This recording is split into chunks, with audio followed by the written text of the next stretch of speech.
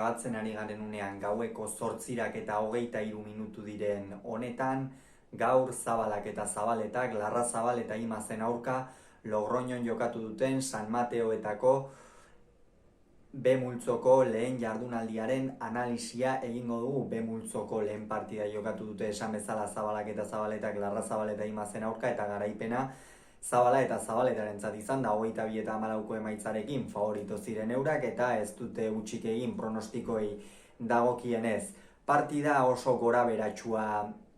izan da, alde batetik oso kontutan hartzekoa da Javi Zabalak maila honetan jokatzen zuen lehenengo norgehiagoka zela, ez du sekula torneorikan jokatu Javi Zabalak, eta hau zen lehenengo udako torneo garrantzitsua beretzat, eta hori oso kontutan hartzeko gauza bat izan da gaurkoan, eta norgehiagokan noski eragina izan duena. Naiz eta 10-6 aurretikan joan diren norgehiagoka hasieran, hor Zabaletak agindu du batez ere, naiz eta honek ere ez duen distira handiko norgehiagoka izan, ez du behar bada besteetan ematen duen aina eman etxarrendarrak, eta hor gakoetako bat egonda zalantzari gabe. Hasieran gainera Ander Imazek oso ongi eutsi dio, baina Zabaletak naiz eta ez behar bada besteetan bezala eman, nagusi izan da atzeko kuadroetan, eta noski sartzen duen presio horrek erasan egin die Larrazabal eta Imazi, eta horregatikan norgehiagoka hasiera horretan pilota asko galdu dituzte, eta horren ondorioz 10-6 aurreratu dira Zabala eta Zabaleta, baina Zabala oso lotuta ikusi dugu, esan dugu lehen torneoa zuela Errioxarrak, gainera etxean, San Mateoetan, Logroñoarrentzat eta Errioxarrentzat oso torneo garrantzitsua dira San Mateoak, eta hor eragina izan du Javi Zabalarengan horrek, eta hori gero isladatu da norgehiagokan zehar, esango dugu. Gero ordea 10 berdin dute Larrazabalek eta Imazek, eta hau Larrazabalen distira handiko une baten ondorioz etorri da. Naiz eta galdu, esan beharra daukat, Iker Larrazabalek erakutsi duen nortasuna izugarria izan dela gaurkoan. Izugarria izan da Iker Larrazabalek erakutsi duen nortasuna, bazekiten ez zutela norgehiagoka erraza, atzean gainera Imaz gutxiago izaten ari zen, hori esperotakoa zen noski. Zabaleta asko ematen ari zitzaion pilotari, eta Larrazabalentzat ez zen bateren norgehiagoka erraza, eta alata guztiz ere berak atera ditu babak heltzetik, eta esan dugun bezala erakutsi duen nortasuna ikeragarria izan da gaurkoan Larrazabalen aldetik, eta horren ondorioz 10 gerturatu dira, baina gero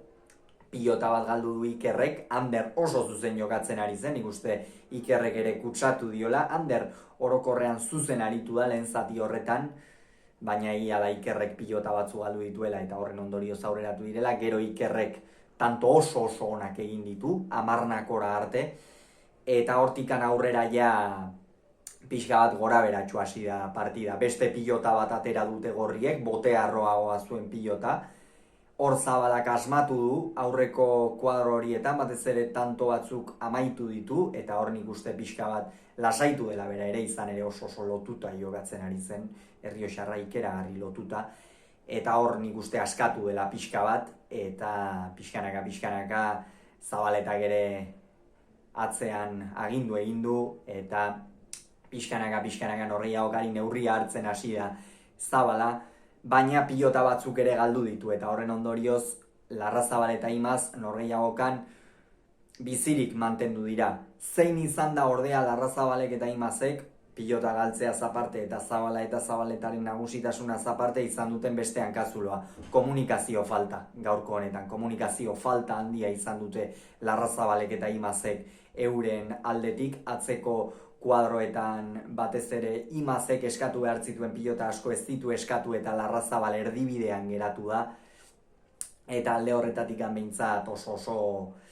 akats handia izan dute, eta hurrengo norgehiagokarako eurentzat gainera erabakigarria izango den norgehiagoka horretarako torneoan jarraitzeko oso garrantzitsua izango den zerbait.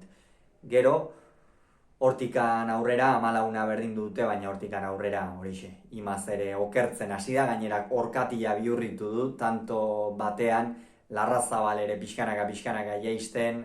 Zabala lasaiago jokatzen, ez du erakustaldi eman, baina lasaiago jokatzen, Zabaleta ere zuzen, eta horregatik 22 eta 14 irabazi dute, esan dugun bezala norgehiagoka ez da ikusgarria izan, atzeko kuadroetan Zabaleta gehiago izan da Imaz baino, Larrazabalek eta Imazek euren uneak izan dituzte, baina ez dute baliatzen jakin behar bada, uneri garrantzitsuenetan, eta horren ondorioz